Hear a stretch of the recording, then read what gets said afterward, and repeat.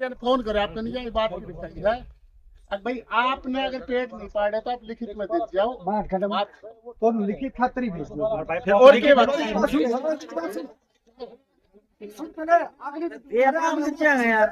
अगली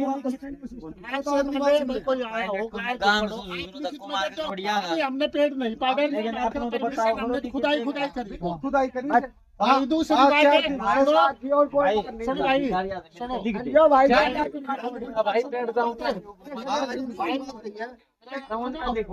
ओए सुने दूसरी बात सुन भाई अगर जरूरत सुनो भाई पहली बात तो हम रेत सुनो रेत उठा नहीं सको अगर रेत गए हो तो माता की गए हो आर तो कोई नू भी ना करे भाई हम लोग को रेत क्यों बेच पियो के आयो कि नहीं आर तो कोई की बात को ना हम अपनी लिखो अपने जाओ बात बस बाद में पटाई चल रही थी पर सूता है 4 दिन और ये की कह रहे हैं लिखित खत और पता कोई बात हो तो यार जो अरे पेड़ो मामला क्या मामला है ये मामला ये है कल लगभग 4 बजे मेरे पास भीम सिंह चौकीदार का फोन आया था जी। उसने कहा था भाई 2-3 दिन से लकड़ी यहाँ से भर भर के जा रही है कैंटर के अंदर ट्रैक्टरों के अंदर है। और पहले मैंने जब उनसे पूछा भाई लकड़ी कहाँ से है तो उन्होंने कहा कि हमने सरपंच के द्वारा पर्ची कटवा रखी है जी और इनकी बोली हो चुकी है। तो मैंने सरपंच के पास फोन करा जो सरपंच बोले ठीक है भाई मैं देखता हूँ जाके। फिर हमने नरेंद्र जो दरोगा उसके पास कॉल किया वो मौके पे आया उसने कैंटर वगैरह देखा और उन्होंने कहा कि ठीक है मैं सुबह आ जाता हूँ। कैंटर मौके पर ही खड़ा हुआ है। रात को हमने 2 बंदे छोड़ दिए थे। उसके बाद सुबह हमने यहाँ पर बुलाया नरेंद्र दरोगा को और कृष्ण जो रेंज ऑफिसर है उनको बुलाया हमने। उनको ये मौके पर दिखाए और ठेकेदार की जो पॉपुलेंट खड़ी है हमारे यहाँ पर आने पर जो ठेकेदार था पॉपुलेंट को लेके जाने लगा। तो मैंने उनसे बात की ठेकेदार से भी तू पॉपुलेंट कैसे ले जा रहा है जो तूने पेड़ पाड़े हैं अगर यहाँ से दरिया पड़त के अंदर तेरे को धौन नदी का पानी छोड़ने के लिए ये खोदने की परमिशन है तो ये तो क्लियर है कि यहाँ पर जो पेड़ खड़े थे उनकी परमिशन होती है। वन विभाग द्वारा जो भी पेड़ आते हैं हरे पेड़ आते हैं उनकी पैमाइश की जाती है उनकी ऑक्शन की जाती है उनका प्रस्ताव होता है। तो उसने ये कहा कि भाई मेरी मशीन को जाने दो और उसके बाद में मैं आता हूँ। 2 और मशीन खड़ी है। उसके बाद वन विभाग के कृष्ण और नरेंद्र हैं गार्ड और दरोगा जी आए हैं। इनसे बात करने पर उसने ये कहा कि जो ये पेड़ थे मेरे पास कोई परमिशन नहीं है ये जो पेड़ थे सरपंच के द्वारा पड़वाए गए हैं और हमारे जो पॉपुलेंट से पाड़े गए थे।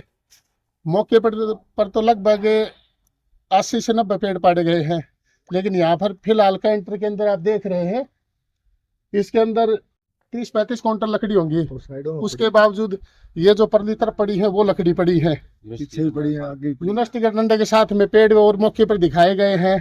जब इनसे पूछ गया अगर भाई ये पेड़ कैसे पाड़े गए तो बोले हम तो इकट्ठा कर रहे थे। ये जो आइसर कैंटर जो गाड़ी है ये बाहर की है। आपको पता है जो भी पेड़ इकट्ठा करते हैं उससे पहले एक प्रस्ताव होता है श्रीमान जी ऐसे ऐसे हमारे गांव के अंदर धौन नदी का पानी निकालने के लिए और जो कच्ची नाला खोदे वो नहर खोदी जा रही है उसके लिए जो पेड़ रास्ते में आ जाए तो उसके लिए परमिशन दी जाए और परमिशन मिल जाती है ठेकेदार को। ठेकेदार काम चालू कर देता है। उसके बाद प्रस्ताव किया जाता है कि जो पाड़े हुए पेड़ हैं उनको इकट्ठा एक जगह किया जाए। दूसरा प्रस्ताव ये होता है ग्राम पंचायत की तरफ से वो भी नहीं है। उसके बाद तीसरा प्रस्ताव होता है कि जो भी लकड़ियां पाटी थी वे हमने इकट्ठी कर ली है उनकी ऑप्शंस के लिए वीडियो साहब हमें मंजूरी दे। वीडियो साहब मंजूरी के लिए पहले वन विभाग को भेजती है लेटर। वो ये देखते हैं कि पेड़ कितनी लागत के है उसके बाद ही वो लेटर वापसी आता है। उसके बाद क्या होता है अखबार के अंदर निकाली जाती है गांव में मुनादी करवाई जाती है सभी को बताने के बाद भी फिर ये बोली छोड़ी जाती है। लेकिन ऐसी कोई प्रक्रिया नहीं है।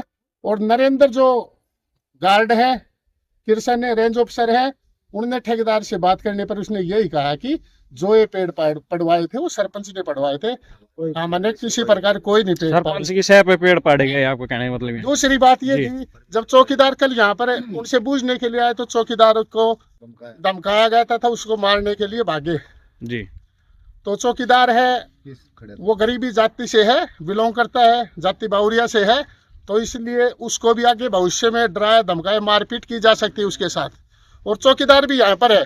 मैं मेरे मुख से नहीं कहना चाहता चौकीदार साहब से आप पूछे बताओ जी क्या नाम क्या हुआ था आपके साथ। भीम सिंह नाम है जी बताइए। चौकीदार हूँ मैं अपने खेत से आ रहा था। मैं बोला इसकी बोली कब छूट गई बोले बोली छूट रही है, मेरे मुनादी कराए बाद में छूटेगी, हम मुनादी कराएंगे, हमें मालूम होना चाहिए कि भाई ये बोली छूट चुकी है। तो उनने मेरे को बोले पिट के जाऊंगा या उधर चले जाऊंगा। किसने कहा ये बात आपको? वो जो लकड़ी काट रहा था ना, ये जी। जो पेंटर है वही है, कहाँ गए पता है? ये लकड़ी काटने वाले कहाँ गए थे? एक सीसोट का है वो। जी। तो वो मैं उसको पूछने लगा तो वो बोला पिट के जाएगा, वो ऐसे चले जाएगा। मैंने बोला ठीक है मैं पिट के ही जाऊंगा, ये वीडियो है मेरे पास। तो लगभग कितने पेड़ है ये काट रहे हैं, काट ये लिए और कितने दो- दिन से काट रहे हैं? 2-3 ट्राली यहाँ पर भेड़ी का रखी थी, वो 2-3 ट्राली पहले जा चुकी, कल मैं बूझ उठा, जी। इसलिए वह मेरे को उठ बोलने लगे, फिर मैं चले आएगा, मैं वीडियो बना के। भाई जी हाँ जी रतिराम क्या कहना चाहोगे? तो हरी जी मैंने गामा से निकाल दिया था ना, बोला तू चोरी करता है, गामा से निकाला और खुद चोरी करते हैं खुद मेरे घर। ये चोरी अब ये कर रहा है कि हम कर रहे हैं? ये सरपंच कर रहा है कि हम कर रहे हैं? हमें जाति बावरी है तो, और लकड़ियां ने सारियां पाड़ ली, बंदे पर भी उल्लू नीम पाड़ लिया, और ये लकड़ी सारी बाहर जा रही बिना प्रमोशन बिना नहीं है इनकी। प्रधान भंवर सिंह। जी क्या मामला है ये जो हरे पेड़ का जो मामला बताया जा रहा है, क्या ये मामला? हमें तो रात को पता लगा, चौकीदार ने फोन किया कि भी ऐसे ऐसे यहाँ से लकड़ियां कट करके ट्रॉली भर भर के जा रही हैं। जी। तो हम रात को 7:30 मतलब बजे यहाँ पे आए, तो हमने देखा कि एक कैंटर में लकड़ियां भरने लगे थे।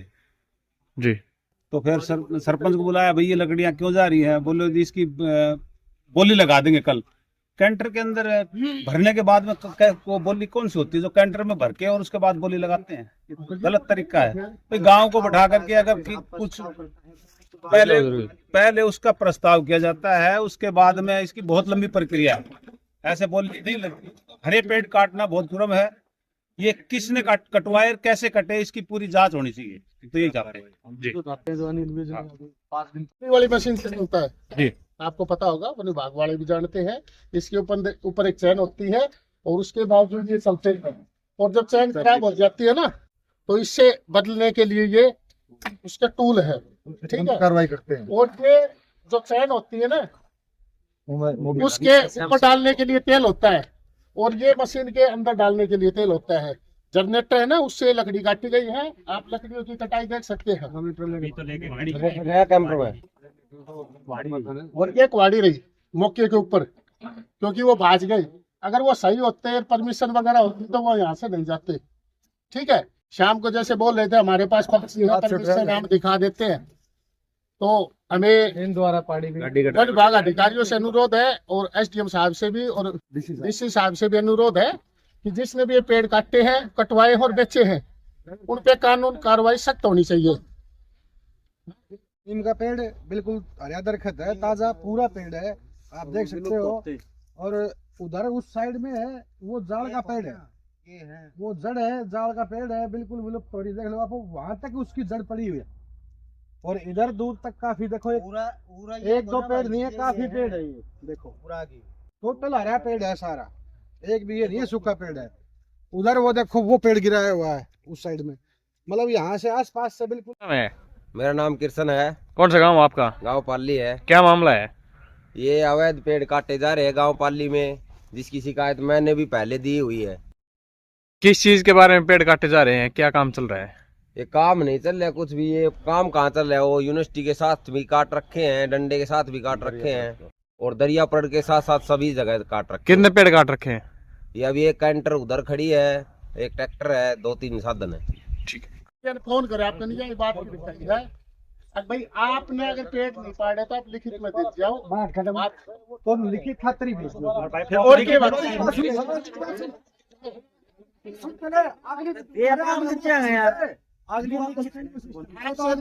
कोई आया होगा, हमने पेड़ नहीं पाड़े, हमने खुदाई करी। खुदाई करी। दूसरी बात सुनो भाई, सुनो भाई,